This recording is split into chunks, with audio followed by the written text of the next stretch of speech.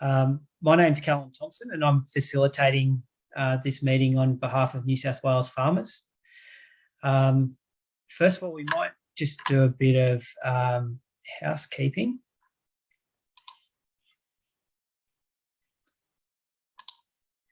So if everyone would like to keep their microphones muted, that'll just help our speakers stay on track.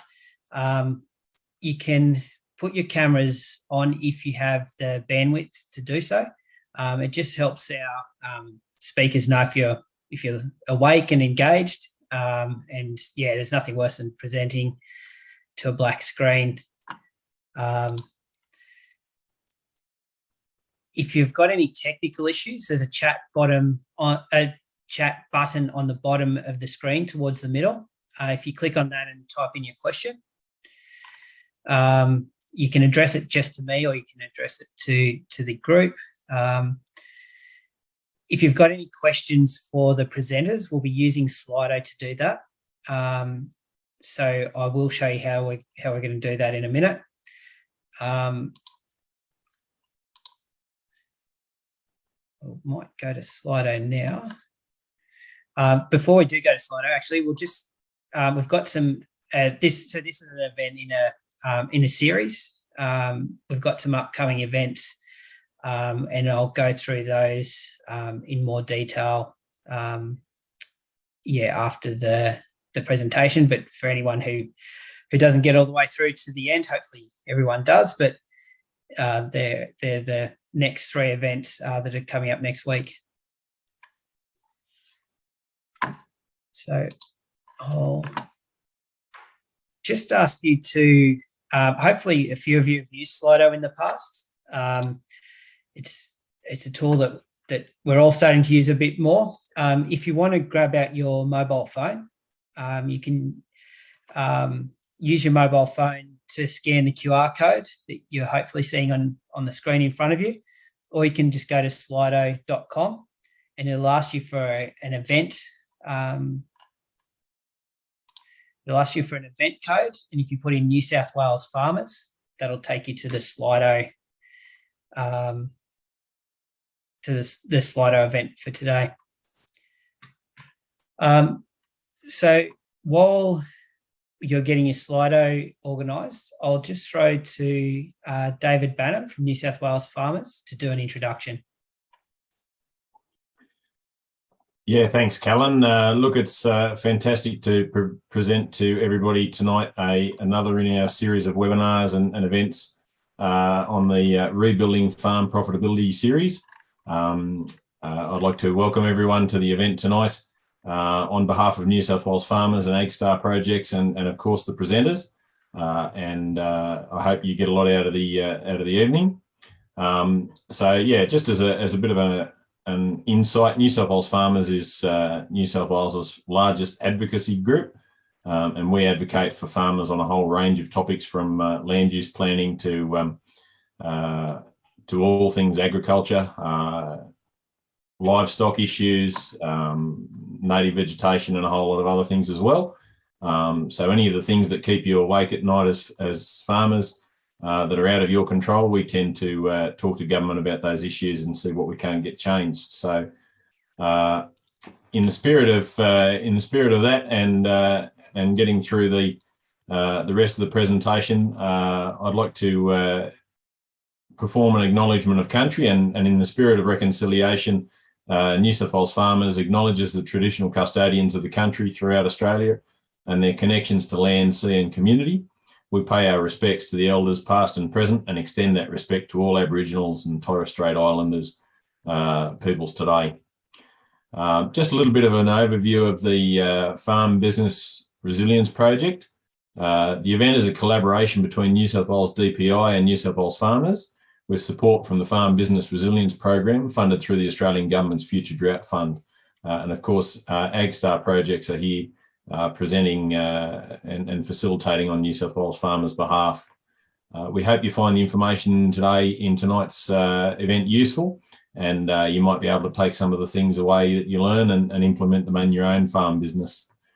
Just a little bit about our speakers tonight. We have David Harbison. David's from Molong in central west New South Wales. David's got a bachelor's degree in rural science and 30 years experience in the agricultural industry. Through DR Agriculture, he's improved the business of countless farmers. David's vision is to work with farmers and producers to assist them to achieve their personal and business goals. For many, increasing the overall soil and plant health of their property is a key goal. Achieving greater farm health not only achieves a goal, but it economically, environmentally, and sustainably increases the overall farm productivity and personal satisfaction of the producer. Charles Kay, we have Charles Kay here, along with his team. He operates Warrnambool Pastoral Company, a farming business which owns and leases properties in southwest Victoria, the Southern Riverina, northeast Victoria, and the Monero. The business runs beef cattle, prime lambs, merinos and wheat, and canola cropping enterprises. Under his stewardship since 1998, the business has expanded in scale and area of operations. This has meant that Charles has had to form an understanding of and implement strategic investments on farms new to his operation in different localities and across differing seasons and markets. Via his involvement in Monero Farming Systems Group, he will speak about what he views as some of the fundamental drivers of a profitable and robust farming business, with particular emphasis on the fertiliser principles he adheres to. And I'll pass now back to Callan from AgStar to give you a bit of a rundown on Slido. Thanks, Dave, and apologies, my phone's going off. I think there's a few people having some technical issues.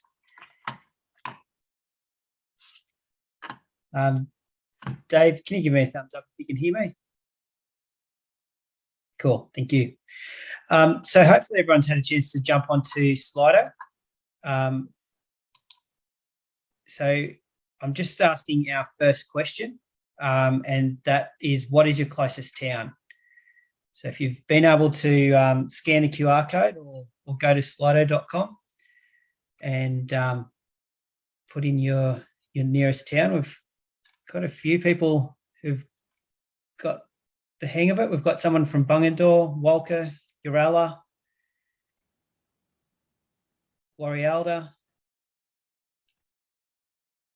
Jennings. So hopefully you're seeing this come up in your screen, and it's just giving you an idea of how it gives us an idea of where everyone's coming from, but also gives you an idea of where people who may be asking some of the questions have come from. So we might have a couple of people from Orange. If the word gets bigger, it means that there's a few more answers. So I think we've got 10 people. We've got Slido happening. We'll go to our next question. And that's, what would you like to get out of today? So what's the sort of information you're chasing? What's sort of inspired you to join the webinar? That'll give us a bit of an idea of what you're after, and we can make sure that we address that in the presentations today.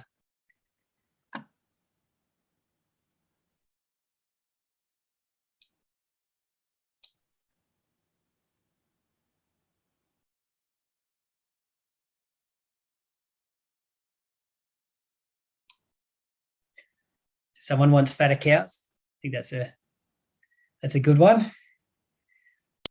Effective use of nitrogen. I think that's a big one for everybody at the minute with the price of nitrogen fertiliser at the minute. Maximise efficiency. It's a great one.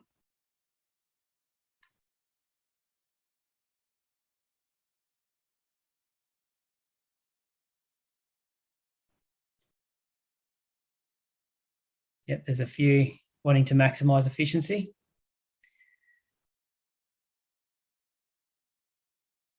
And remember, with Slido, you can also go to the audience Q&A section, and that's where you can put questions in for our speakers as we go on through the webinar. So further options and alternatives, current best practice. I'm sure we'll cover that.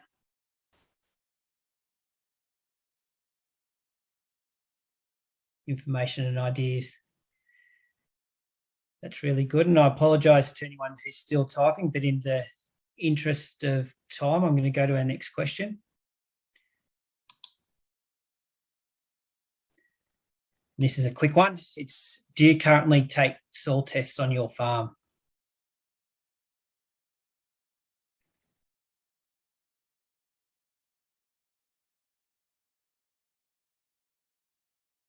So that's good to see.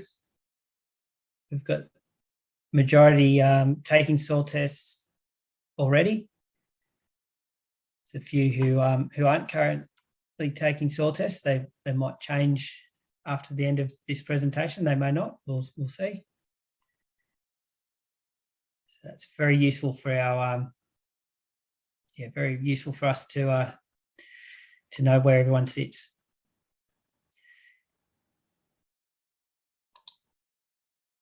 This is our final Slido question for now, and that's rate your ability to interpret soil tests. So I guess if you're not taking soil tests and haven't really looked at one before, you might give yourself 1. If you're a trained agronomist, notice Jim Laycock in the audience. I'm pretty sure he could put 5 there.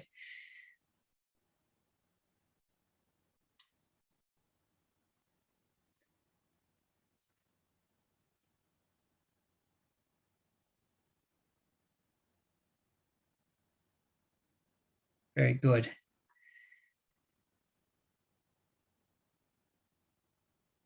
So we've got quite a few answers there. So thanks everyone for participating in the Slido. I'm going to stop sharing my screen.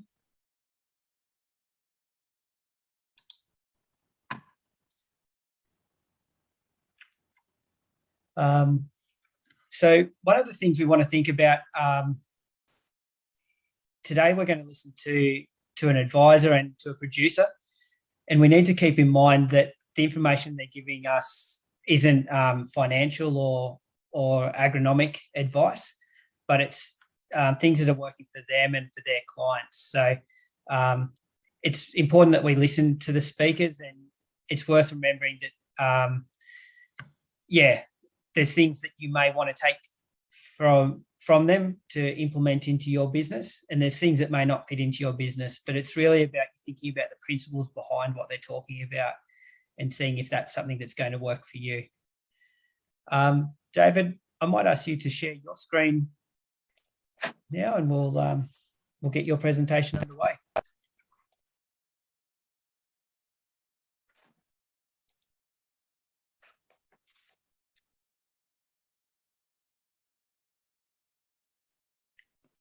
All right, thanks, Callan, and hopefully just as I do that, we just don't want to move up or down at all. So the joys of technology that we tried earlier on.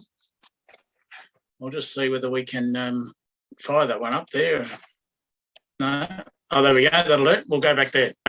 All right. Well, thank you, Callan, and thank you to those that have joined us tonight. Obviously, we're setting out with what Callan has put there, improving profitability or trying to make better fertiliser decisions. And look, there's a whole swag that can go on in this space. There's no doubt about that. And it can be a never-ending discussion, and, people will take out of it what they wish. But I suppose from our point of view tonight, trying to get some succinct messages just across with regards to fertile soils and plant and livestock production. Obviously, that's where we're targeting.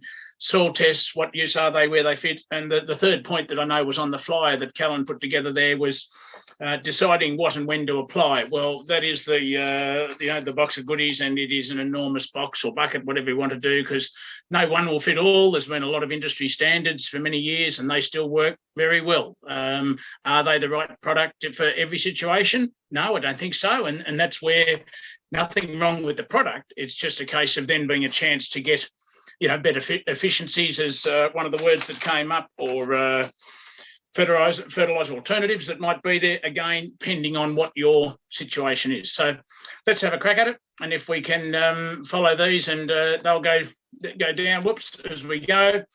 I just wanted to start with, this was International 2015, it's a day or two ago now, but the International Year of Soils. And here's just a front page of a 4-page flyer from the FAO, or the Food and Agricultural Organization of the United Nations. And pretty simply, and no surprise to us all, that healthy soils are the basis for healthy food production. And I'm not going to test your eyesight. And now that I know Jim Laycock's on the other end, I certainly won't ask him to read that bottom right-hand corner. But I will, for the benefit of what we're trying to do and where we're trying to, I believe, head anyway. And so soil health has been defined as the capacity of soil to function as a living system. Flat finished over, it's a bit of life. We're all in life, and it's part of it. Healthy soils maintain a diverse community of soil organisms that help to control plant disease, insect and weed pests, form beneficial symbiotic associations with plant roots, recycle essential plant nutrients, improve soil structure with positive effects for soil water and nutrient holding capacity, and ultimately improve crop production. So a healthy soil also contributes to mitigating climate change by maintaining or increasing its soil carbon. So there's a statement from the FAO, and obviously, we've lots of goals in that we'd all like to achieve. And at the back of that same 4-pager, there's some key facts, which are probably, again, no surprise. 95% of our food is directly or indirectly produced on our soils. A shortage of any one of the 15 nutrients, or 15 or 16, we won't argue, are required for plant growth can limit the crop yield.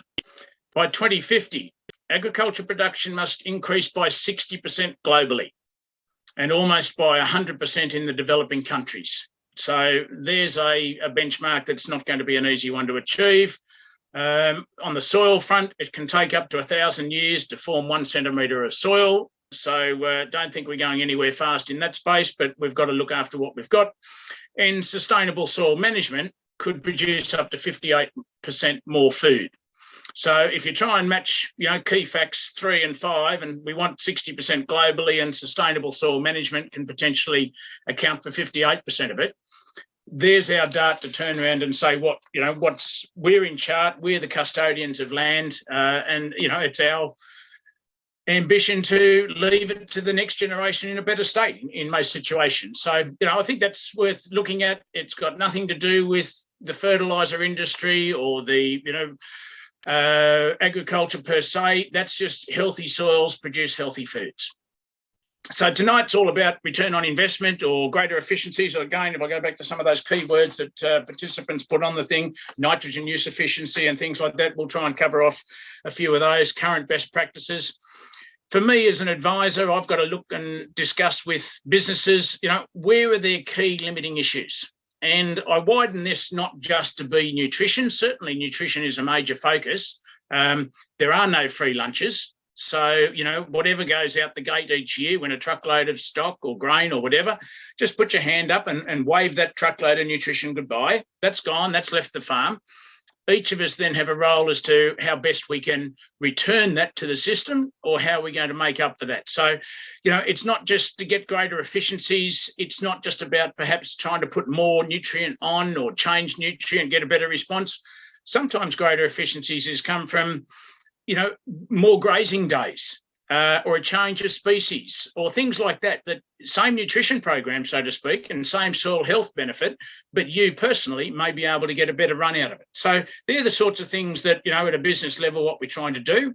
Tonight, certainly focusing on the nutrition side of it, and that's where, we can head off now. But hopefully, and depending if you can see the 5th column here, here's just a quick one, and Jim Laycock will, this is not a license to keep single super at $700, but he'll get my point, and hopefully everyone else too. But I've simply put together 3 years of dollars that we used to get live weight for a beast, and I'm sorry to the lamb producers, this is purely beef. You can see there 3 years, 2000, 2015, and today's pricing, our indicative live weight prices that we got. And if you had a feed a steer at 480 kilos, what dollars per head that beast would be worth. Now, married to that in column 4 is the single super price that was indicative at, don't hold me to them, but that's indicative of what a grazier would have paid in those particular times, and the numbers in brackets, the 20, 30, 60, that's just an approximate freight rate of today. And these would be typically landed on farm, not spread farm. So, you know, $200 in 2000 was, you know, there could be debates up and down, I'm not going to argue, but, you know, and conversely up to, you know, close to $700 on farm today. But in the 5th column there is the tons of fertiliser you could buy with a beast.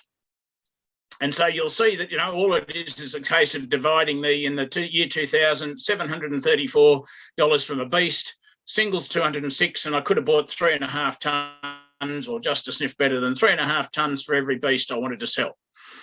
Flip side that, and that was when single was at $206 today, and I got a $6. An indicative was where I thought the live weight job was. I rang a client just to see what his feeder steers were going in, and he was telling me it was $6.30 today. So my numbers might still be on the shy side, but even at $6 a kilo, yes, cattle alive and well, $700 for single super. But today that beast actually buys more relatively to what it did in 2000. So is single super deer at $700 in the current beef market? No, it's not. But as I said, I mean, that's, you know, we can probably get better value and try and get greater efficiency. So there's the shock factor, and the perhaps one statement that will come back to haunt me to say that 700 is not dear. But it's relative to the market, and it's about trying to get that return.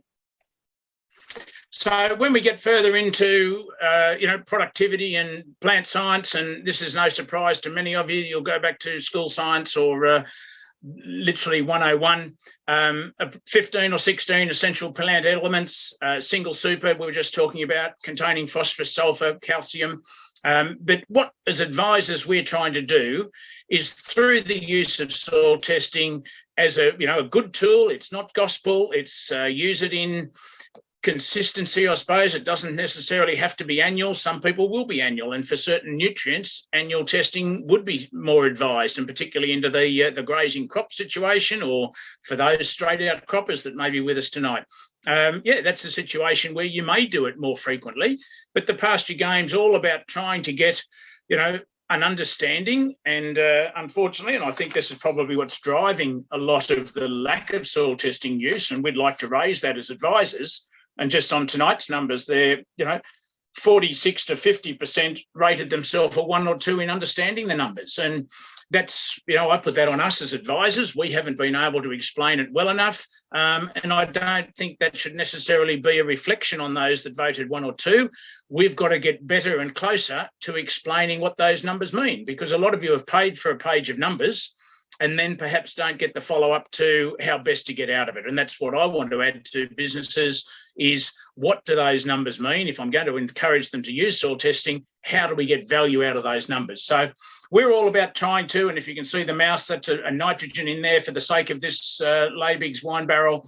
Look, there's the shortest plank. If I wanted to increase productivity, I could apply nitrogen and raise the length of that plank, and then perhaps it's going to be this one over here at phosphate or potassium might be my next limiting factor. But we've got to try and find out where that is. We'd all love to have pastures, productive pastures like that. That's great. That's what we're trying to achieve. You make nothing out of that just looking at it. You need a few of these fellas to come along and actually make money out of grass. The whole system that we're trying to do is, you know, turn water. As I say to people, all we do in agriculture is farm water. It's how best we utilise it, physically get it into the profile, grow green matter, make red matter in the case of lamb or beef, whatever it may be, or grains. That's on us. You know, the water use efficiency is purely our ability to manage our soil and how healthy and, you know, can water get into the system. That's sometimes the limitation that might be there. Not so much a nutrient limitation. We all know that, you know, water matters, and it matters a hell of a lot. So to that end, you know, what makes up soil fertility? Here's Soil Science 101, as I loosely describe it. Basically just 3 buckets of soil fertility. You've got a chemical bucket, a physical bucket, and a biological bucket. All the, you know, majority of the soil test figures that you get printed out on a piece of paper fit into that chemical circle. Some of them can be contributed to the physical bucket as well, but the other things like physical bucket, just ground cover, compaction layers, those sorts of things. When it does rain, we don't want any, or a whole heap of water running off. If you get 30 mils and 28 runs off, well, go and write 2 mils on your rain chart, because that's all you got efficiency out of. And we've got to get better of, capturing that 30 mils. And I'm a believer in this biological space that if I can get my chemistry right, my physical soil health right, it will look after itself. Bugs will want to be in that system. And I think that's, I'm certainly, not going to go out and buy a whole bucket solution of product and say, well, that's going to solve my biological bucket. If they're not there now, don't think just throwing them on in 20 litres is going to solve your problem, because there's a reason why they're not there, and we've got to work that what out is. So consequently, our soil health system is where we can get these to overlap. And it's as much, we want those circles, or all three, to overlap as much as we can to get as much physical soil health as you can. And as a result of that, what's a healthy soil? Obviously, we saw the FAO's description, but I just got, if it's well aggregated, that basically is with macro and micro pores, says that I can get water into my profile. Free from barriers to root growth. Again, be that a chemical barrier, and we'll talk on aluminium toxicity potentially, and there are other toxicities that can arise. But, it can be a physical barrier. It can be a chemical barrier. Again, a healthy soil doesn't want either. We want protection on our soil from both wind and water erosions. We want it to hold moisture. We want it to hold nutrients for plant growth, and we want the bugs there. Plants in their natural system of growing, when they go looking for nutrients, they exude acid into the soil, sometimes to dissolve a nutrient off a clay particle. Sometimes that's just to create an imbalance so they can take up a positive or negative ion. But in exuding those acids, that to me is basically red frog food for bugs. So, you are stimulating that bug system if you've got healthy plants. And obviously at the end of the bottom line there, if we can keep the pests and disease at bay, fantastic. We're in that space to have an overall healthy system. And so there's a hell of a lot in it. It's not just as simple of doing A, B, and C and you'll have a healthy soil. You've got to create it, you've got to maintain it, and you've got to look after it. So then where to is keeping of looking after it, and you start putting into production. And this is, many people have seen this before, whether it's pasture nutrition, crop nutrition. It's simply saying that you will get an increasing response, which is what the line going up to the right-hand side there, at a certain nutrient level. And it's a law of diminishing returns. There's no surprise in that. Doesn't matter sometimes how much nutrient you've got in there. If you're at the top of this curve, more is no better. And so the old rule of one's good, too much be twice as good. Look, that may be if you were down here and trying to improve. But if you're at the top of the curve up here, there is no more yield for your twice as much. And so therefore it just becomes a huge inefficiency, almost an extent of costly production. If I go further and you look at production and environment situations, here immediately on the left-hand side, this part of the curve is all about production. Can we get more yield, more grass, more grain, whatever it might be, more beef at the end of the day, depending on your nutrient level in your system? So in other words, if you starve your nutrient system in this bottom left-hand side, don't expect much to grow. But there's a point where at the other end of the scale is that when you start being, inefficient or wasting nutrients, or in some cases it may be choosing the wrong product, and you're putting on excess of one nutrient that wasn't required, but you've chosen that product just because it was convenient or close. A, there could be environmental concerns, which, again, we're all trying to stay out of that space. But B, it's commercial returns. You have now induced a negative return on investment for every dollar perhaps invested beyond this joining of these two lines. We don't need to be way, way out here to the right. That's just got surplus dollars on it. No one wins other than the supplier of, the product that you've purchased. And so, we've got to keep an eye on those. And as advisors, going back to the individual root curve there, we can do this for just about every of those 15, 16 essential plant nutrients. That's what soil testing is giving us, or tissue testing, if you want to put the pointy end on, perhaps the trace elements. We can really get a good educated decision. And I noticed one of the comments there was, better decisions or more efficient decision making. That's what we're trying to do. We need to know, and the tool that we have is soil testing. Where are you sitting? And I'm not going to hang my hat on a particular number, be it I've got 6 or I've got 26 or I've got 40. I want to know whether you're on this part of the curve down here in the bottom left-hand corner, if you can see the mouse, whether you're sitting up here in this more marginal area where you're starting on the slippery slide or it's not far to the top, or whether indeed you are sitting here and beyond. That's what we're looking to do in those spaces. So what I want to do here is just a quick snapshot of, around the grounds or whatever we want to call it. Where are our levels? This is a data set just in pasture and some, grazing crops. That I did in a period 2014 to 2016, and granted that's a bit dated now, and then we followed that with 3 years of drought and 3 cracking good years. So I don't think these numbers, even on everyday soil tests I'm doing today, haven't necessarily changed, but I just want to try and highlight where we are with some of these and look at some key issues as I see it from a soil production point of view in this chemical bucket side of things. So keep in mind that soil testing is good at picking up the chemical bucket of those 3 soil buckets in soil health.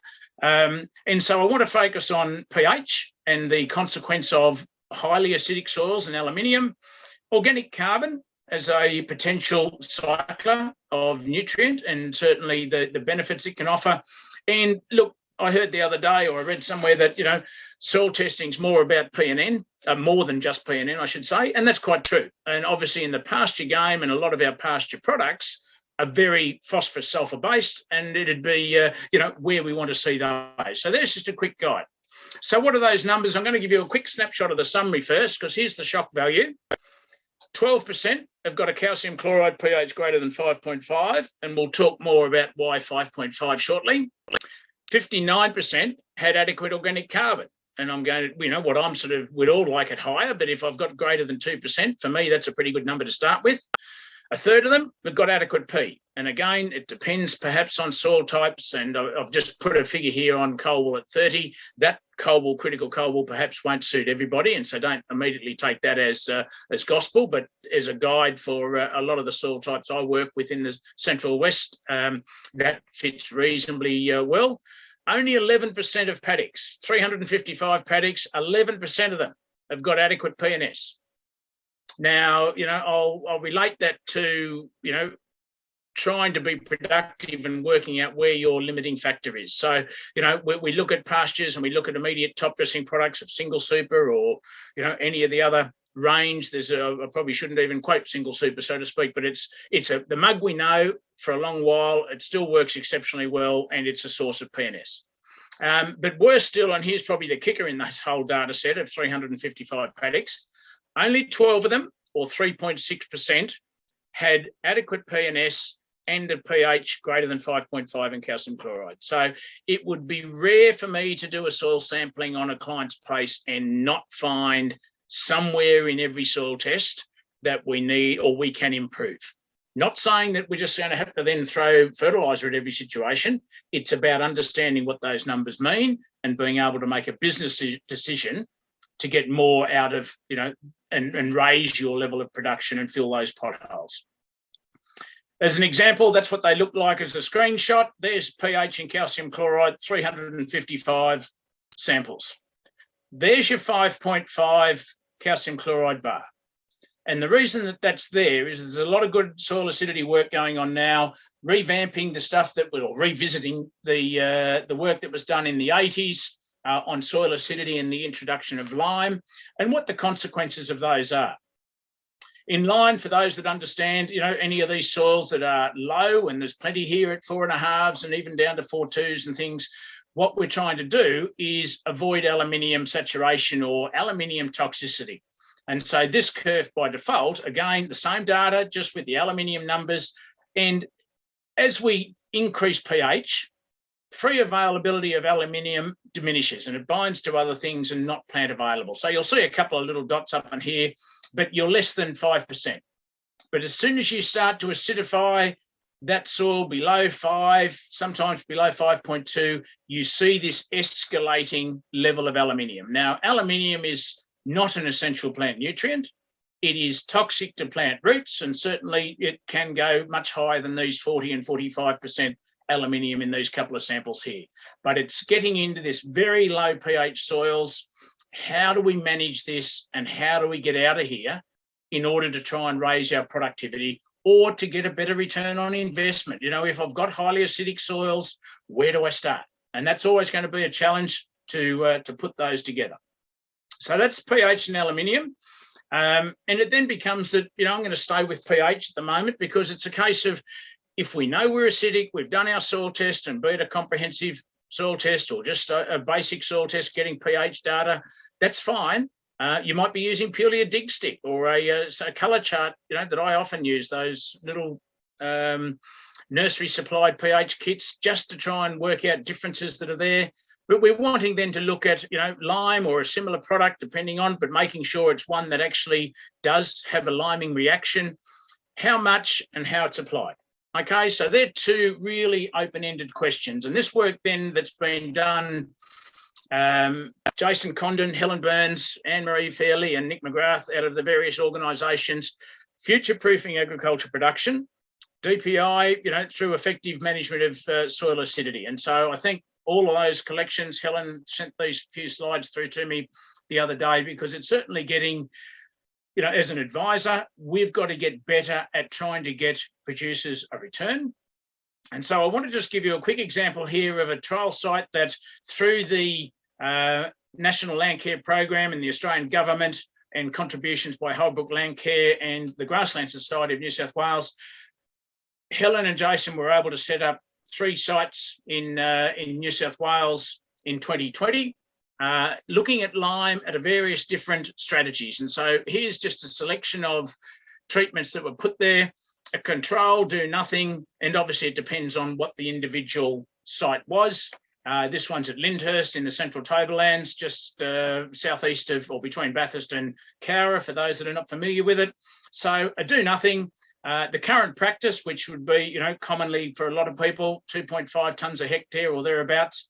And then there's these 3 new zones, and these all have to do with trying to prevent the 10 to 20 centimetre zone acidify any further. So a lot of this work's now come out of the master trial, which is a major Gwandi Lee trial east of Wagga, for the, you know, been running for, well, was running for 18 or 19 years, I think, officially, in terms of aiming to get our soil back above a pH of 5.5 in calcium chloride in the 0 to 10 centimetre zone.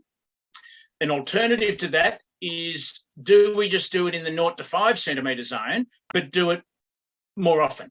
In other words, you know, can we hang our hat and try to improve our soil there?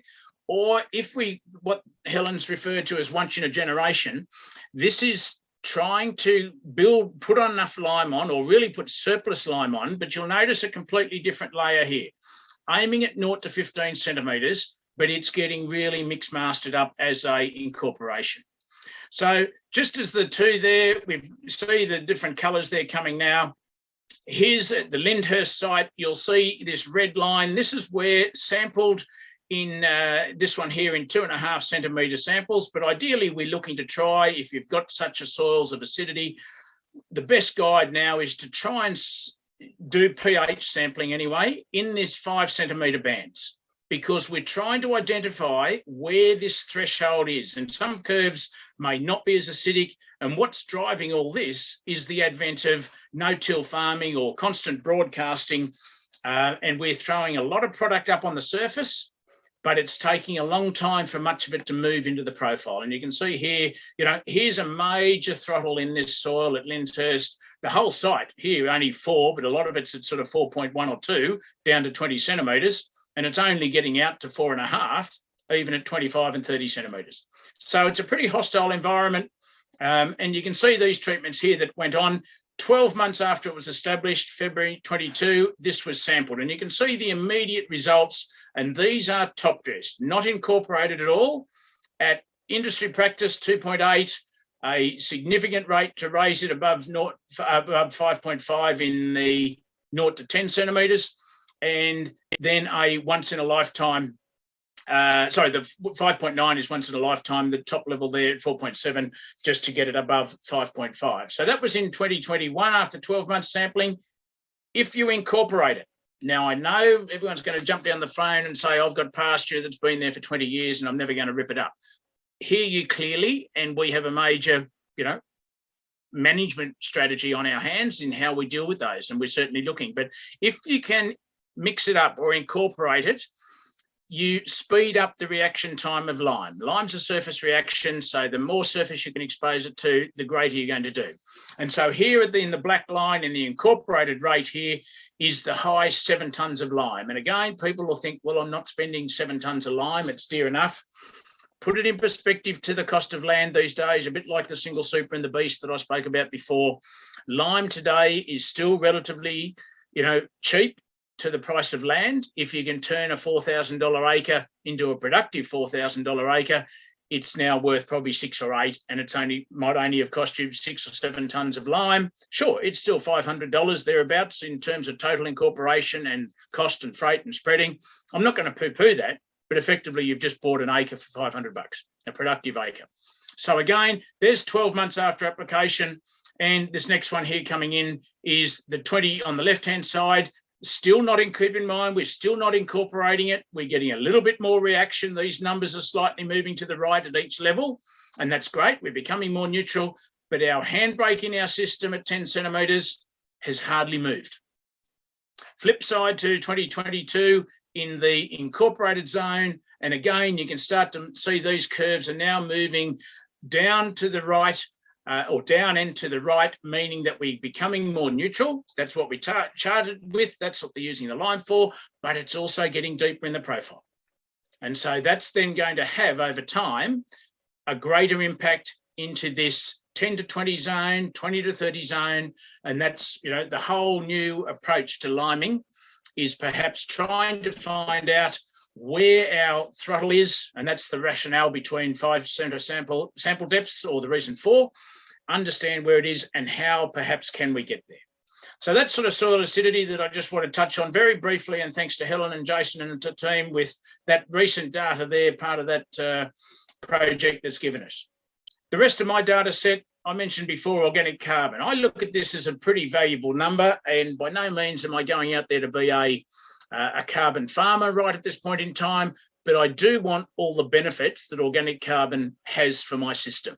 Ground cover, water infiltration rate, soil structure, there's 3 pretty critical ones. And generally speaking, in the pasture game, and you've got my red line at 2%, there's soils there that we can improve on, and perhaps, I know some of those definitely are extended cropping paddocks in a rotation that probably should have gone back to pasture prior to the time they did, but there's 59% above the line. And we're trying to drive those, and even as the FAO says, the pasture side of things, soils have a great ability to perhaps sustain that system, capture and even build carbon, and I think we're all well aware of that. And I'm not going to venture into the carbon market or discussion about that now, but think of the productivity benefits that carbon has: increased carbon, increased CEC potentially, increased nutrient cycling, increased water infiltration. You get better bang for your buck when you get greater nutrient cycling, greater efficiencies. There's a whole gamut of benefits to organic carbon. So it's one that some soil tests, just as stock standard soil tests, don't report. And I think if you're going to the trouble of soil sampling, I would be actively encouraging in pasture country to get an organic carbon reading, just so that we know, where they are. And a lot of soil testing is about monitoring over an extended period. As I said before, not necessarily every year, but if you've got an every 3 to 4, perhaps years, might be 3 to 5 years, you start building a library and you'll start seeing some trends going on in your system, which are purely a reflection of you. You're the manager in the system, and it's your decisions that will, tip the scales one way or the other. On what I call perhaps the money buttons in the phosphorus, in the pasture soil test, again, phosphorus samples, we had 37% above the, for the sake of it, a Colwell 30.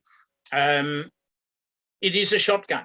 You cannot assume that you have fertility if P is a limiting factor. And I put it into, and I've got a slide coming up with regards to, content of pasture or content of a ration that may be there. How critical is P? And I'll relate it to fuel in your car. I don't care whether you drive a Mini Minor or a Rolls Royce. If you can't put petrol in it, you don't go anywhere. And so it won't matter how good your vehicle is. If it's running on empty, it's empty. And grasses are no different. We eat and go to the fridge 3 times a day. And I challenge you to ask when the last time your pastures got a chance to go to the fridge, so to speak. So, we've got to make sure that our systems are there, but just assuming that my paddock needs phosphorus may be wrong. You may be up here in these zones and paddock history, and we should be able to have a reasonably good guess and estimate of those, but there's nothing like having it validated every 4 or 5 years to suddenly say, righto, I have been removing, I've had 5 cracking good years and my levels have declined. I haven't put maintenance on, I've pushed the system. Am I starting to drop below this threshold level or wherever that line may be in your soil type and your region? So keep an eye on that one. That's what phosphorus does in the soil. But there's some beautiful data that came out years ago, and I hope that's sort of somewhat respectably clear. It's the graph on the right-hand side that I want to focus on, perhaps more so than the 2 animals. If you can see the animals, great. This is to do with nutrient content. Some people will hear about the concentration of the nutrient, or conversely, in vegetables or in certain markets, content of food matters, and certainly it does. This is just the diet of an animal. The 2 steers here put into a trial. Queensland data came out in feedback there in September, October 15. And it was the first time I'd really been able to see just what the concentration of that diet matters and what it means in kilos. Any stock agent you talk to that's north of 50 years old will be able to say, we know the stock that come off supered country, you can see them. And they do. It is, there has been for a long while now just an increase of performance. And so the top green line there, again, not asking you to necessarily interpret what the numbers mean, but it's got 2.4 grams, or let's say 0.24% P in the diet. Now, a good pasture that I would like to see would, we're probably hopefully running a lot of pasture country at every bit of 0.28 to 0.3% P as a percent of the tissue. And again, this comes back to, I started to mention petrol in the car. The bottom line here is at 0.13. So if you just take, or not the bottom line, sorry, the second bottom line here, an orange one for the sake of it, 1.3 grams in a tonne of feed to 2.4 grams in a kilo of feed, I should say. So the magnitude of difference, a lot of people have said, 0.13, 0.22, that's no difference.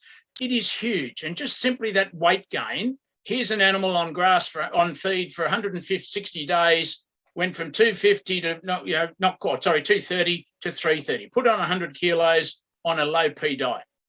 Put that same animal on a high P diet, and it does double that weight gain. So here's where phosphorus content of grass matters. And it's quite simple. We can, get tissue analyses of pastures and say, what are my P levels? That's great. We can do it in soil tests and say, well, it's in the ground. Is that an assumption that it gets into the grass? Look, most of us probably do assume that that gets up there, but every now and then a tissue test just to validate what's there is quite useful. But it's really a weight changer. Making sure, yes, if you then put these lower performing animals on a higher P diet, post that system, there is some compensatory gain. But at the end of the day, nothing beats stock turnover. And the quicker you can get a beast to target weight, the more efficient it is, the more profitable it is.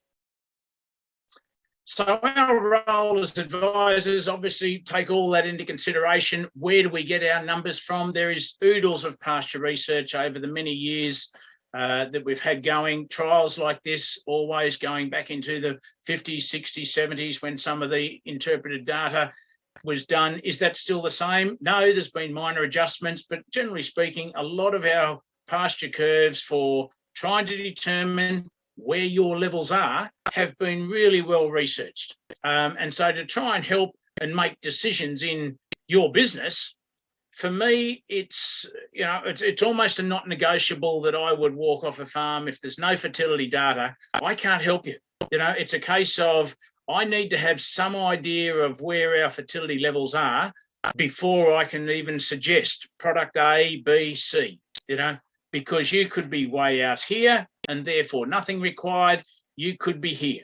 And sure, there's time and place to look at a pasture and go back to that, you know, pasture I had earlier on. It looks $1 million, but it could be looking $1 million on a declining fertility status. And if I don't make sure that I keep that fertility up, I'll lose that pasture. You know, plants do give up, and you know, they're no different to us. If we don't get fed, we're going to get pretty hungry at times, and we'll start to decrease in our performance. And pastures, you know, in that same space. So that's sort of where, for me, base understanding of your business is what's going on underneath the surface. And again, not that they're gospel, the numbers, treat them with respect. They are a good guide as to where you may be able to best direct your data. And so in terms of helping to make your decisions, we then have this analogy called PRAFT, and it's trying to understand for the 15 or 16 nutrients. And by no means are we wanting to buy 15 or 16 essential plant nutrients. There will be quite a few of them out here.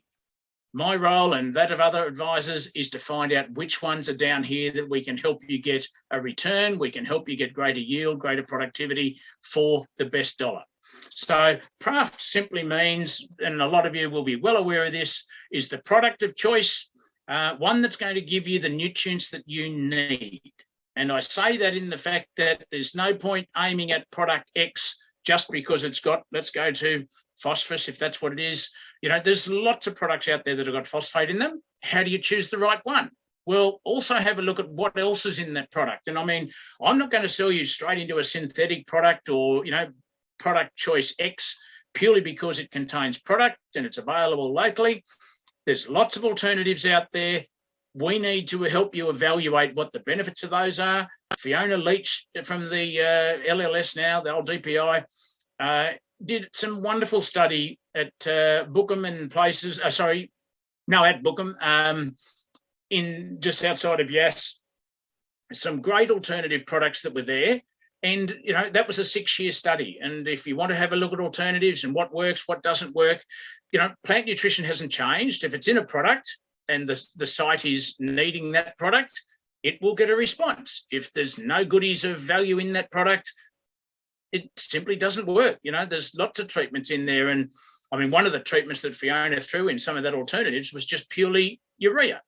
Now, urea is great. It blocked the nitrogen hole, but doesn't throw anything else on. And so consequently, when the site wasn't necessarily nitrogen responsive, nothing worked. And so nil worked no better than urea worked no better than nil in that situation. So again, we've got to find out where the best dart is, and whether you want to be organic, whether you want to use manures, compost, that's not my charter. I'm happy to go anyway. It's a case of meeting your nutrient needs. And you may have to buy 3 times as much as this product to fill that nutrient need as if you were able to buy one of these off the shelf.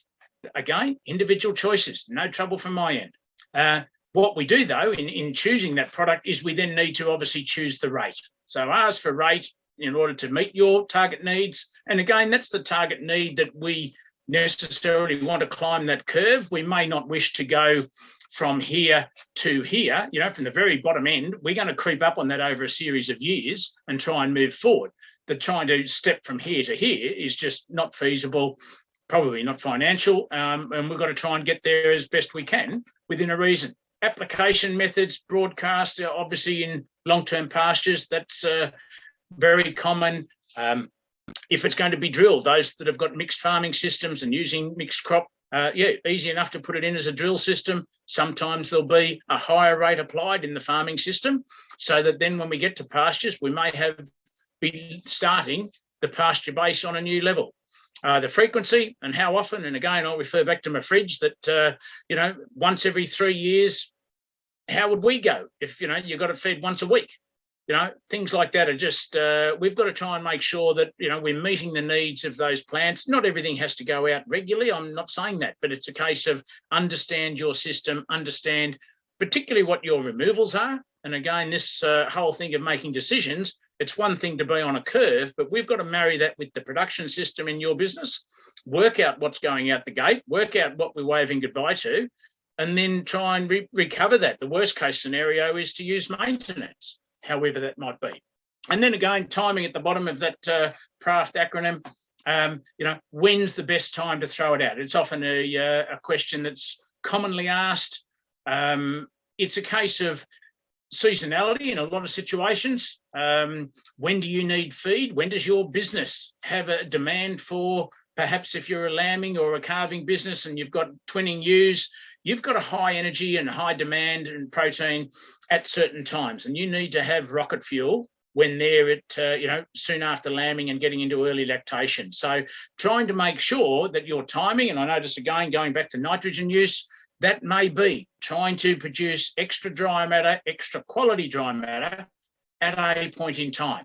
But just to suddenly say, well, you throw urea out X or you throw urea out Y, no, that doesn't cut it for me. We've got to get closer to our business, closer to when you need that feed and when you need the quality and energy in that feed to be right to fit your system.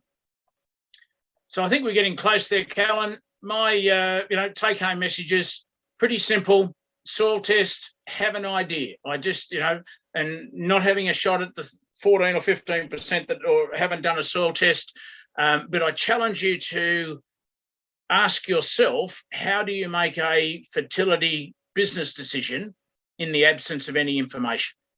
And whilst you may look at a pasture and say, oh, it looks to be healthy, I won't use any, or conversely, it looks a bit poor, I'll just throw some out. It's the what is some. I would challenge you to try and determine, and where's that best dollar invested? And that probably leads into that second question of know what you want from a top dressing pasture, a top dressing product. Are you trying to hit a certain threshold? Are you trying to build over time? Are you looking for more than 1 or 2 or 3 nutrients? Do you want a whole package? Make sure you're really understanding of what that goalpost is. Otherwise, you can turn around and get a whole heap of product out and think you've done a whole heap of good, and it still hasn't hit a target. And I'll refer back again to soil acidity and those slides from Lyndhurst that we've got acidity right down to 30 centimetres, as I said. We've got to manage that with species. Yes, we can make the top look pretty, and those slides indicated that 5 and 6 tonnes of lime broadcast, we can get to 6.5 in the 0 to 3 centimetre zone. Great. And the plant might feel really good for a week, and then it puts its roots into the 3 to 6 centimetre zone, and it goes straight back to 4.5 or below. And that's the throttle, I suppose, we're trying to work out where it is and how we look at it. However you wish to operate your system, organic, synthetic, biological, I don't care. Plants need food. We're no different. There's no free lunches. Have a look. Just make sure if you're going to be near the fence or on the fence, just don't sit on the other side. So I'll leave it there, Callan. Thanks, David. What we might do is leave questions until after Charles's presentation. So, Charles, would you like to share your screen?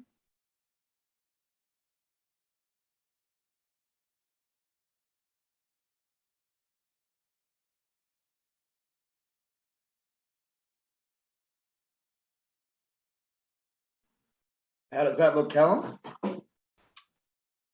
We don't have it in front of us, Charles. No. No.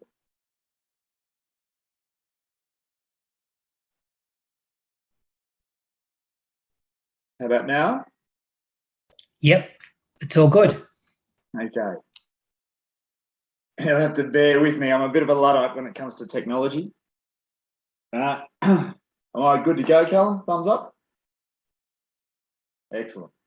Righto. Well, good evening, everyone. As introduced, my name's Charles Kay, and I'm hoping that tonight, through my brief speech, 20 minutes, I'll just start my timer, that I can generate some thought and discussion. I'm going to speak specifically to some of the examples in my farm and some of the logic and principles that we apply when assessing our fertiliser decisions. And just as an aside or an introduction, I'm coming to you through my involvement in Monero Farming Systems, MFS.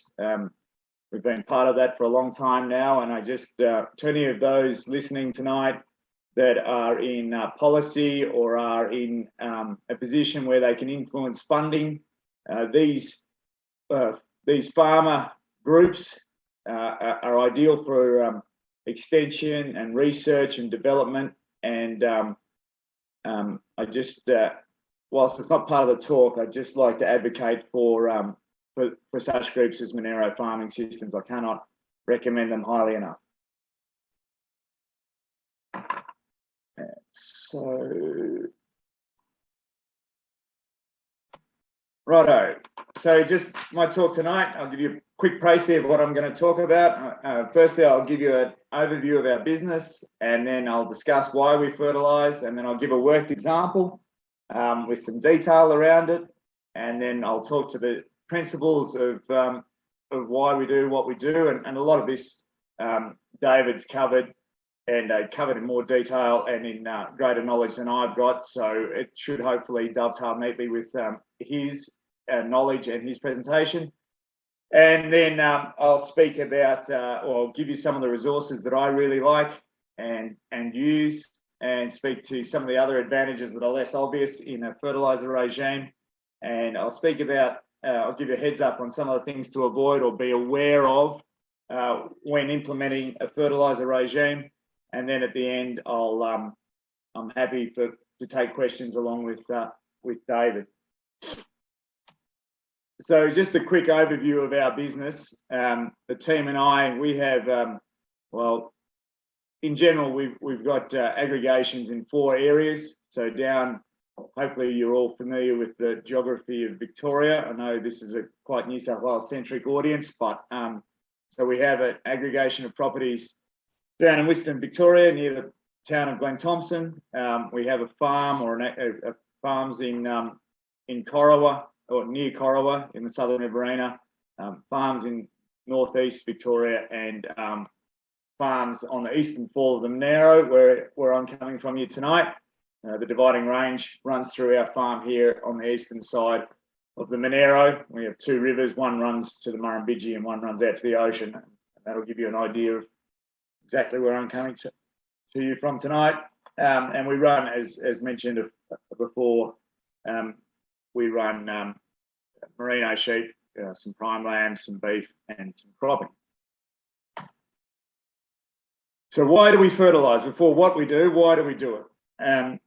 So my job as the boss is to allocate our limited resources of cash to the best investment, i.e. what is going to give me the best return for the limited amount of money that I can spend.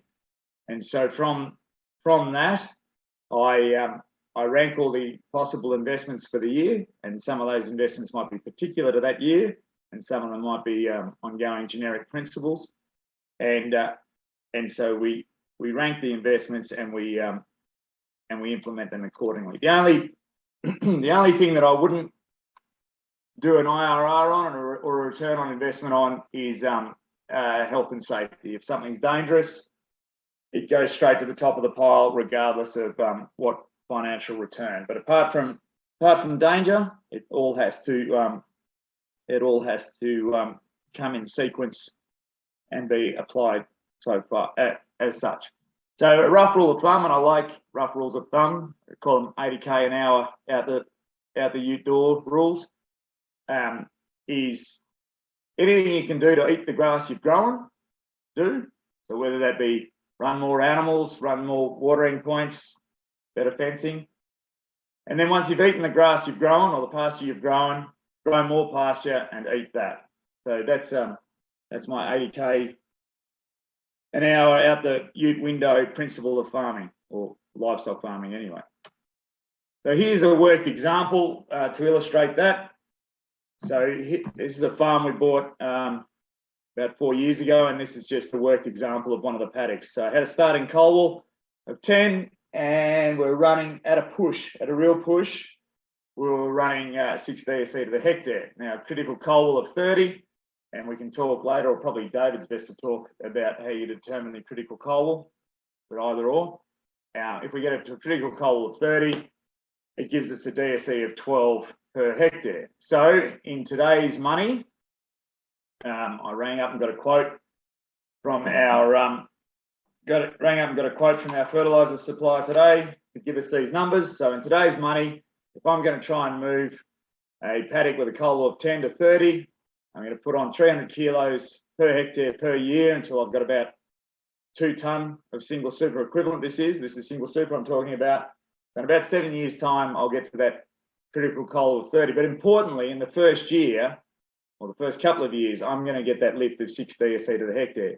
So if we say 300 kilos at today's price is spread, and obviously it's important to always work out what it is spread, I'm going to get, it's going to cost me $202 a hectare, and it's going to give me an extra 6 DSE to the hectare. So every DSE is going to cost, every extra DSE is going to cost me $34 a DSE.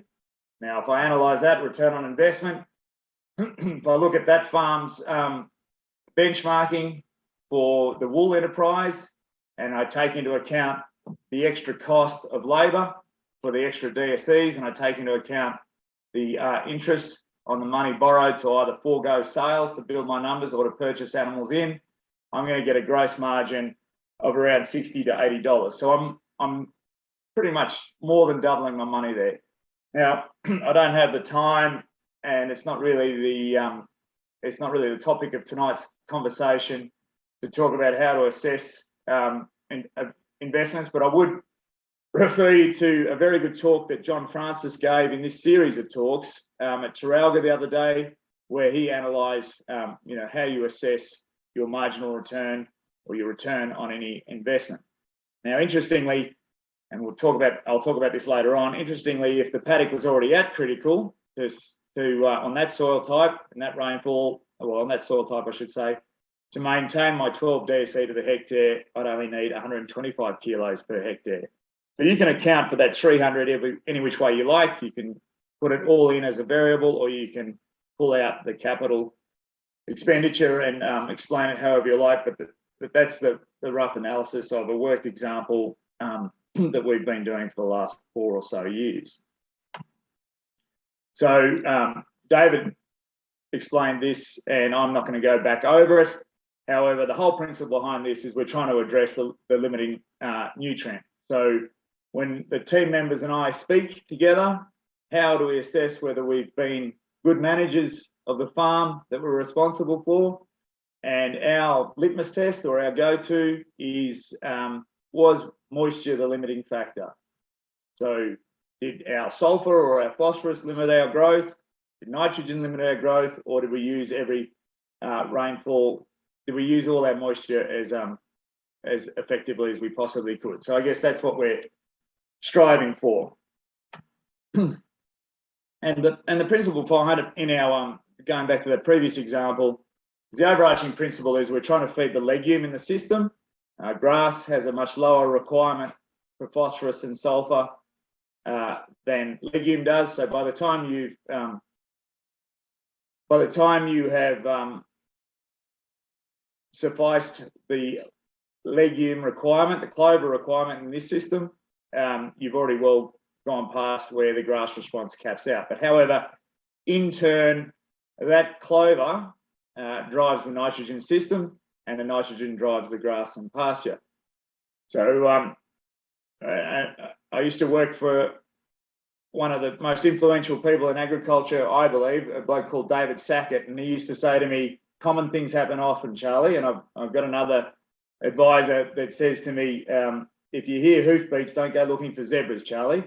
And so in our situation, most of our farms, phosphorus and sulfur are the primary limiting nutrients, assuming that you've applied your molly and what have you. However, if the soil test highlights something that's unusual, and if the paddock doesn't match the plan, it's up to you to go to investigate. So here's another example of a property where we were really anxious that we weren't going to get the response from applying more phosphorus and sulfur, even though they were deficient, if we didn't address the potassium, their levels of potassium in the soil.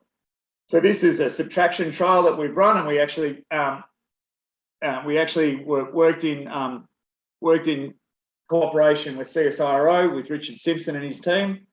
And you'll see there, this trial, you put everything on and then you subtract the nutrient or the ameliorant that you want to prosecute, that you want to examine. And so by withdrawing that nutrient that you want to examine, you see the response, and you can see my cursor, can you, Callum? Yep. So you'll see here that all plus lime gave us the best result, statistically significant. Just not really over here. Minus S was reasonably similar. However, the interesting thing about this is that the phosphorus and the sulfur, which is our normal go-tos, they didn't have as a profound effect as our minus potassium. So that is an unusual thing for us to have on the properties we own and lease, but it's just me flagging that if the paddock doesn't match the spreadsheet's wrong, not the paddock, and it's up to you to go and interrogate it or get some help to do it. So I just thought I would touch on some of the resources I really like. This is not an exhaustive list, but it's just a few that I like. Excuse me, getting dry. So I really like the P tool that MLA's got on their website, the 5 easy steps. I won't speak to it in detail here because I won't do it justice, but anyone who wants to set a plan for themselves for a paddock or a farm, that's a really good resource. I like, again, back to our involvement with Monero Farming Systems, they've got a soils club where you can pool your information. I really like knowing what the district's up to, especially the district when it's broken down into soil type. And so I can go and pinpoint the soil types that I'm struggling with and see how my peers are going. I really like comparative analysis. With my peer groups, we're in lots of benchmarking groups, and I find that incredibly worthwhile. You know, if you can find someone in your district that's doing a really, really good job and shamelessly copy them, that's a great start, I reckon. And we're all standing on the shoulders of the people, the giants that went before us. So I like collaboration, and I like sharing ideas, and I like bouncing off one another. We employ several professional agronomists amongst other professionals, and these people, you know, running a farming business, you're not expected, I don't think you should be expected to know all the answers. You just should be expected to know the right questions and ask them of the right people. We do a lot of soil tests, lots of soil tests, and we use them. We don't just chuck them in the cupboard and refer to them in 10 years' time when someone asks us a question. They're an active part of our decision making. And we use models such as GrassGrow and APSM and what have you, so we can war game and assess our options before we actually use them, or implement them, I should say. So there's an example of a farm with a table of soil tests that I used this year. The 2021 is obviously it's a spring test, so it's relevant for our autumn fertiliser regime. And so you'll see in the first column, we've got the, and I'll just I'm happy to talk to either of them, but probably best to do that in the question time if there's more, if someone wants to be specific about this. So we'll just talk about phosphorus for the time being. So in the first column is our phosphorus scores for the different, the first column is the paddocks by name. The second column is the phosphorus scores. There's, for interest's sake, there's the critical P numbers there. And we've just highlighted in colour, so I'm colourblind, so I'm going to call that orange. So the orange is the ones that are really in deficit, the yellow less so, the white are vaguely around critical, except I see there's two there that are scored white when they should have been scored yellow. There you go, nothing like finding a mistake right in the middle of a presentation.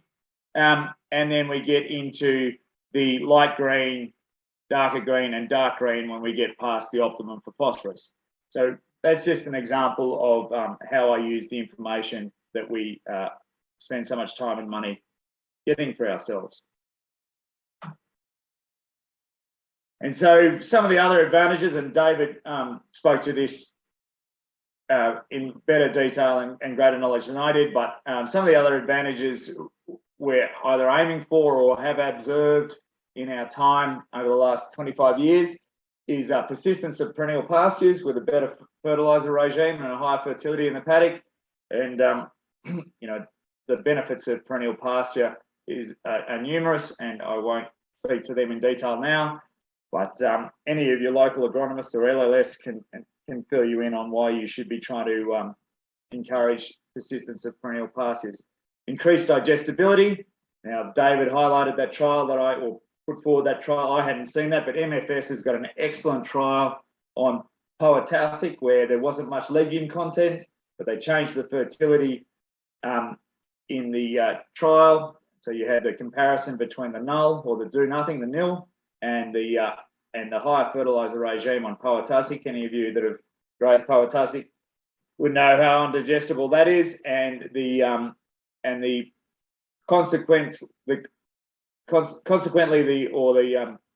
better animal performance as a consequence, I should say, from the higher fertility regime was stark and really, really worthwhile. And then the other one is the crowding out of weeds. You know, a very competitive, fertile pasture. It's been our observation that the issues we have with silvergrass and broadleafs are far less in those paddocks than the ones that we inherit when we purchase or lease a place where we're not at optimum fertility yet. So just a heads up, some of the things that if we were talking about, if you were part of my team and I was discussing with some of the things to avoid with you, if you were going to be managing one of my farms, and I was saying, you know, if we're going to go down this path, these are the things we need to be aware of, and we need to be across. Is so fertilising soils that are already past the optimum, there's no money in it, and David spoke to this. So if I've got a critical coal oil, for example, of 30, and I'm already at 60 of coal oil for my phosphorus level, applying more units is not going to make me any more money. It's not going to grow me any more grass, and it's as David said, it's going to be not only detrimental to my business but detrimental to the environment. Not eating the extra pasture you grow is going to be in the majority. You know, sure, your animals might do a little better, but the big picture, the thing that really moves the dial, is turning that grass into product that you then sell. And so if you're not going to eat it, don't grow it. Be careful with your micronutrients. Some funky stuff happens if you go too hard at some of your micronutrients. So I'd advise you, if you do think you've got a micronutrient issue, speak to an agronomist and do some trials. You don't want to induce, you don't want to be the old lady that swallowed the fly who ends up swallowing the spider, etc., etc. Now, David was probably a bit more diplomatic than I will be about purchasing nutrients. You're after the best value spread nutrient for the nutrient you're trying to target. So, be sure of what you're paying for. Know what the concentration is of the different nutrients. Know how available it's going to be to your pasture, and be aware of some of the things that are being sold to you. If you understand that you're perhaps not getting the cheapest unit of P or S or what have you, but it's in a form that you would prefer for whatever reason, I guess that's up to you. But if you're in my team, I'd be saying I want the best value. And lastly, this is well-established science. This has been going for decades and decades. It's peer-reviewed. It has integrity. And if someone comes at you with concerns about your fertiliser regime, or is a proponent of an alternate fertiliser regime or fertiliser husbandry, they should be able to accompany it with peer-reviewed science, or at least independent trials. Independent trials. So, as I say to some of my friends that have alternate views to me, if you want me to believe in fairies at the bottom of the garden, you've got to show me the proof, all right? Because at the end of the day, it's your livelihood and your career at stake, okay? So you just got to be sure that you're on firm ground.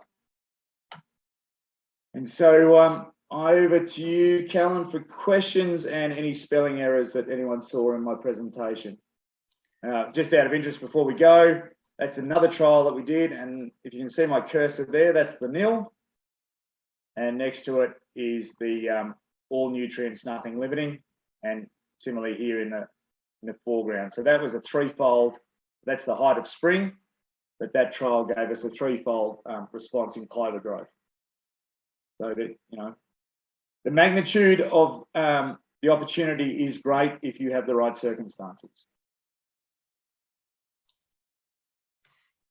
Thanks, Charles. And you might have all noticed that I actually did a spelling mistake in the chat box there just a minute ago. So we won't hold spelling against anybody.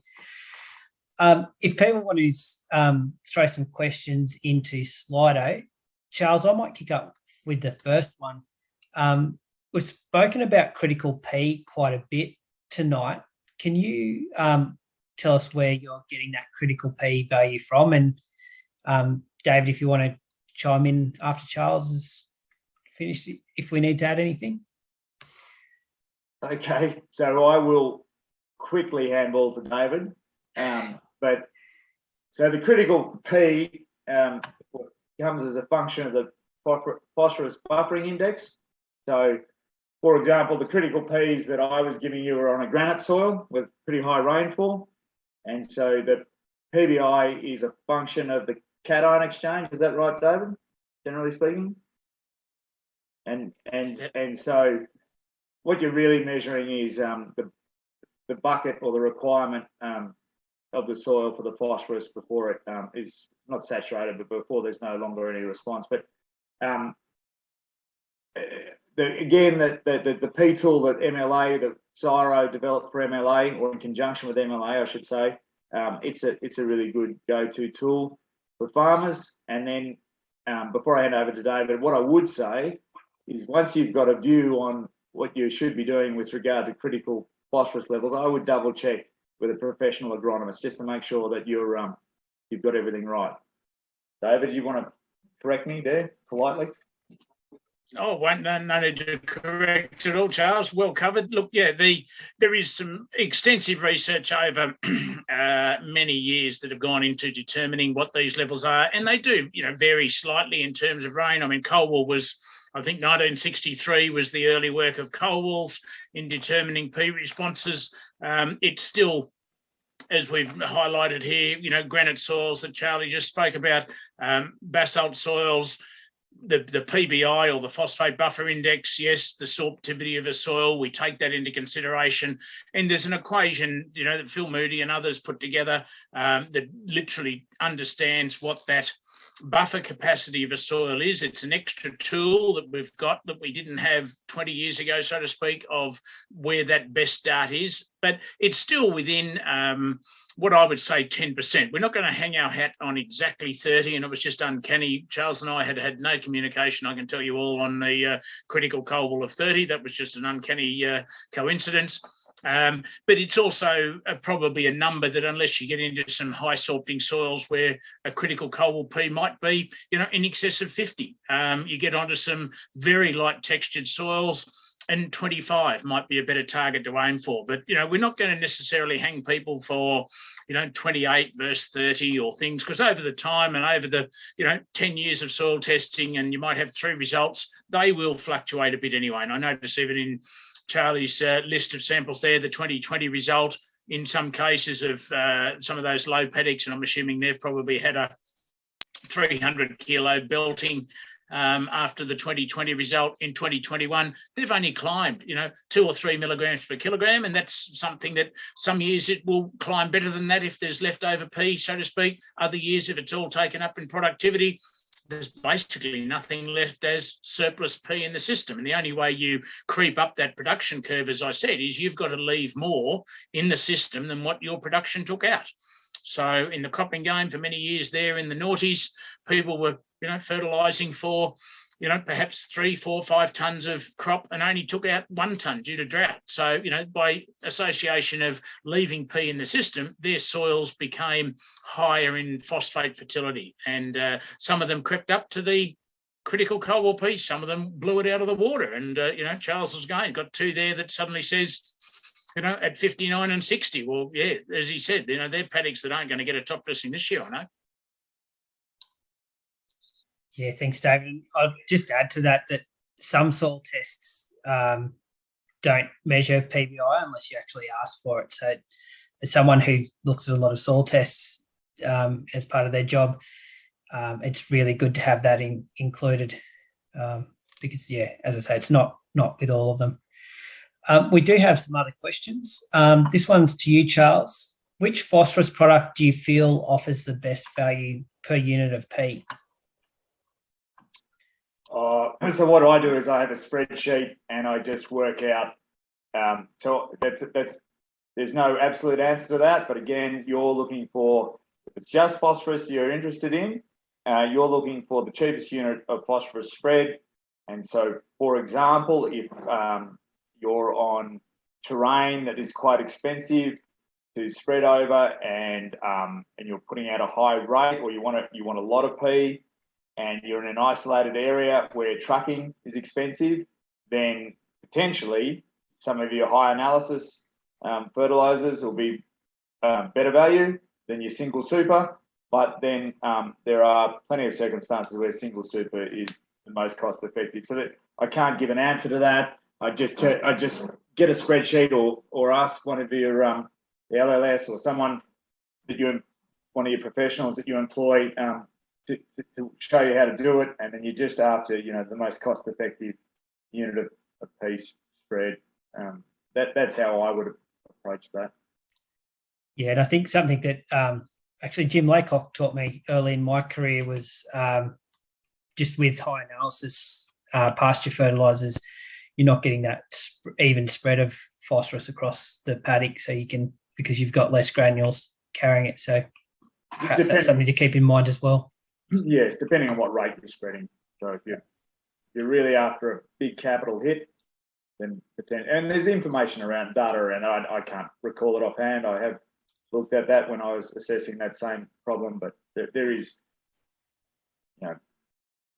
ag's a fantastic industry. With a lot of these things you've thought of or you're worrying about, someone else has thought about it and solved before. So Google Scholar is a great tool.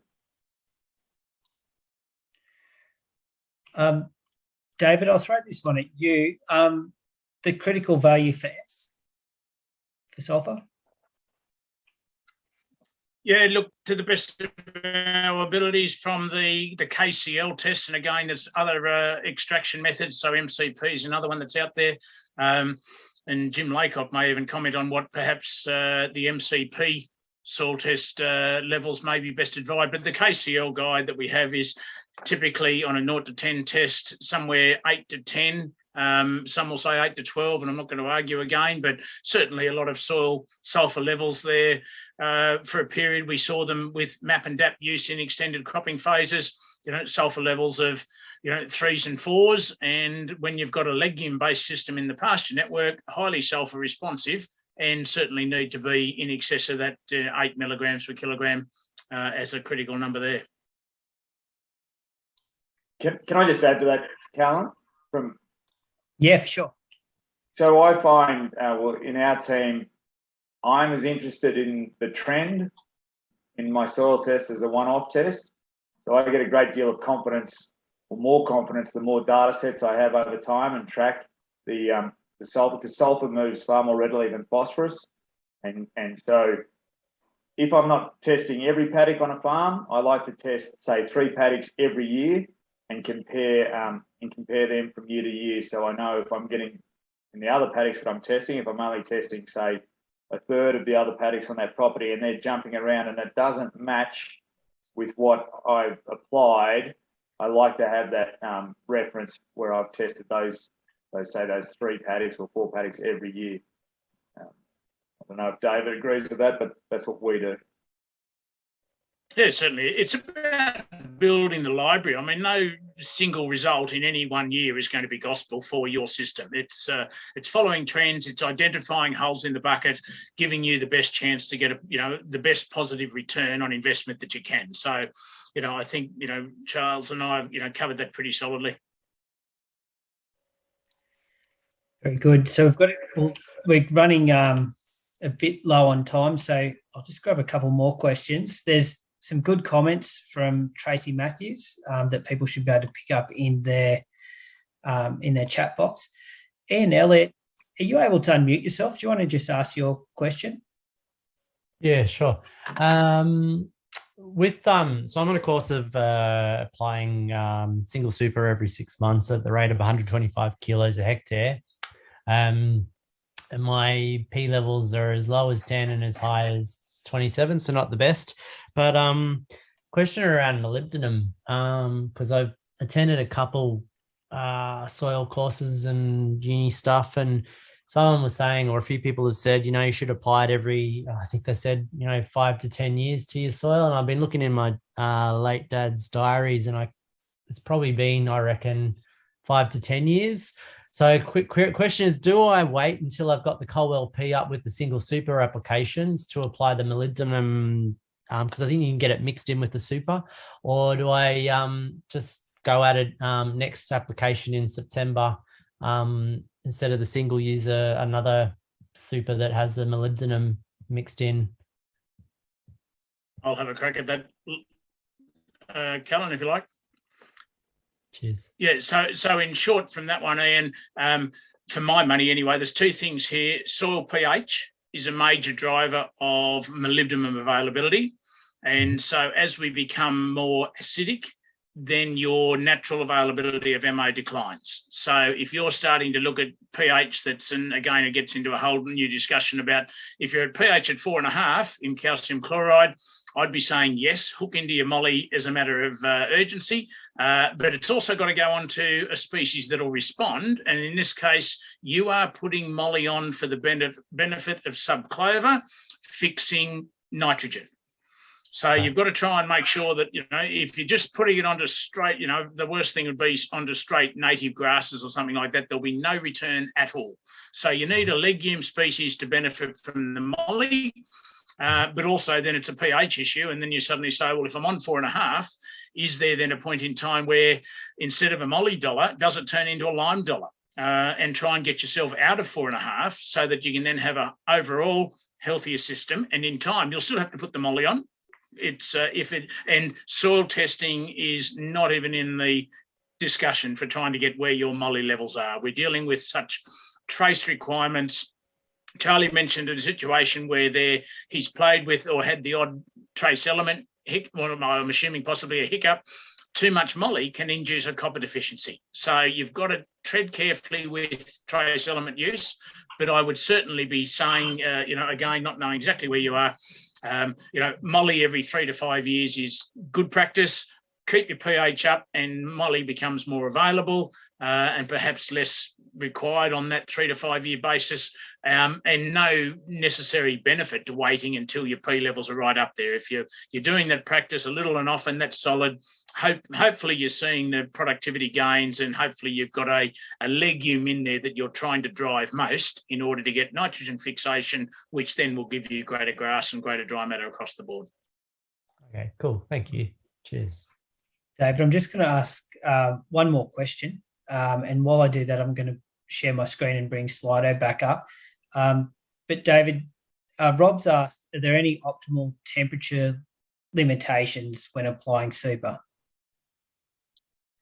Look, understand where Robert is at home at Orange, and that's obviously temperature can be a significant factor. Yes, there are to an extent, I suppose, and by that I'm saying fertilising in the thick of winter in the orange environment when you're going to be frosted every morning, soil temperatures are low, plant growth is generally limited, if not zero, in the thick of winter, then putting on surplus nutrition at that point when nothing's going to take it up is probably, poor timing. It allows for some of that fertility to be temporarily bound up in the system. It could also be eroded, washed, depending on situations that may come. So I'd be trying to aim, again, not so much on a temperature scale. I mentioned trying to get it on in front of a peak production period for you. And if you were, for instance, and Robert could well be, an August or something like that carver, needing dry matter to come into or come out of spring, out of winter into spring, I'd be trying to get it on earlier in the autumn, perhaps February, March, not necessarily avoiding summer other than to avoid perhaps cracking good storms, but get it onto good ground cover in that period where you can get a productive response out of that plant from a good top up, which is going to grow you valuable dry matter. You want extra kilos of grass in that next 3 to 6 months critically. And if you can get that by before temperature gets too low and basically ceases grass growth, then that's the idea of putting it on. Thanks, David. So I'm just going to ask one more Slido question that everyone will be able to see. Actually, two more, sorry.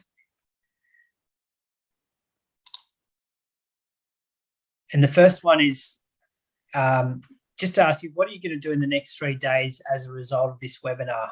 So has listening to this webinar caused you to make any changes? Is there something you're going to run out and do over the next 3 days? And so while people are typing that in, I will be putting through a survey that won't go up on the screen, but if you can go through the survey, that will get you to rate how this went, and it just is good information for us to feed back to DPI and for DPI to feed back to their funders so that we can sort of keep these sort of things happening, and it'll give us some ideas on what to work on next time. So there's been some great things come up. Yeah, some people are going to be soil testing, reviewing soil test data, finding a good agronomist, planning for soil testing. So I think soil testing's a really, really big one. So I'm happy to see that. David, I guess you probably are too. Oh, indeed. Yeah, no, another discussion. And as I've said, yeah, look, it's just about being able to make better business decisions. And, you know, if you're looking to invest in the share market, you're not going to throw a dart at a dartboard. You'll get a little bit of idea as to where you want to put your money. And look, this is no different. That's great. So my next question, and it's focused around this program being funded by to prepare producers for drought. So what's some activities that would help you prepare for drought on your own property? So there might be activities that you might do on farm. There might be some bigger picture activities that you'd like to see government or others within the agricultural industry do to help you prepare for drought.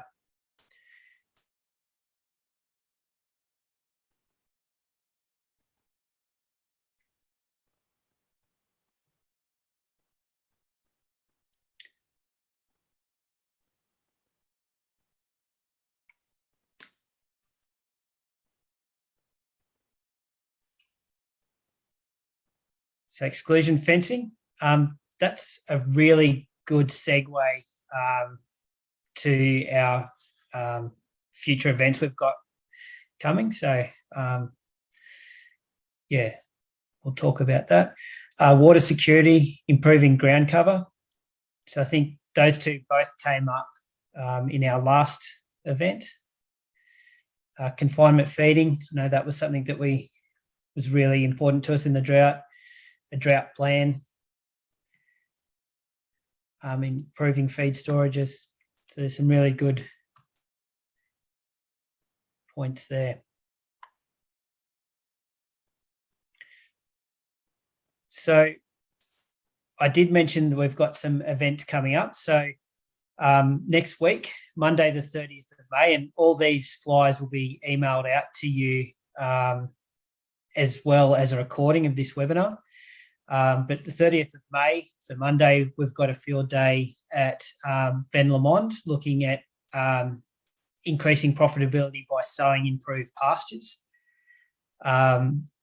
Next Wednesday, so the 1st of June, we've got another webinar on increasing profitability by improving on-farm grain storage. So I think there was some questions about buying feed while it's cheap, so that might help with that. And then on Friday, the 3rd of June, we've got a field day at Wilcannia looking at improving on-farm water and on-farm wire. So a big part of that will be looking at some exclusion fencing, including some of the maintenance side of it. So I'm just going to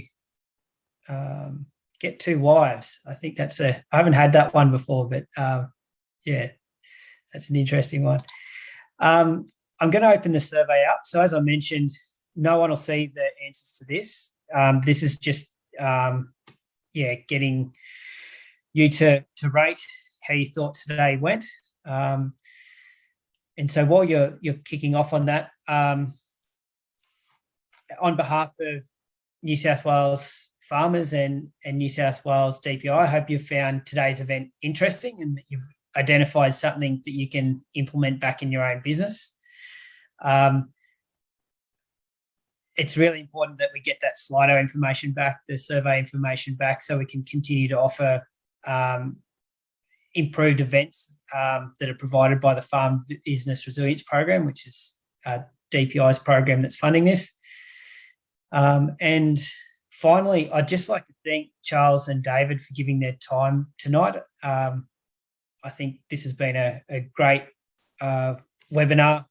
I know I've spent a career as an agronomist prior to the job I'm in now, and I learned a lot today listening to both of you. So I really enjoyed it, and I hope everybody else did too. So thanks, Charles, and thanks, David, and thank you all for joining in tonight. Pleasure, Callan. Hope it was of interest. Yeah, likewise, Callan. Thank you. And any queries, sing out. We're here on the end of the line. If questions want to come through, or in time you email them afterwards, Callan, happy to answer them. Great. Thanks, David. Yep. Thanks, David. Thanks, Callan. Thanks, Charles. Thanks, Jim. And sorry that we picked on you a bit through the presentation. That's all right. He's got big shoulders.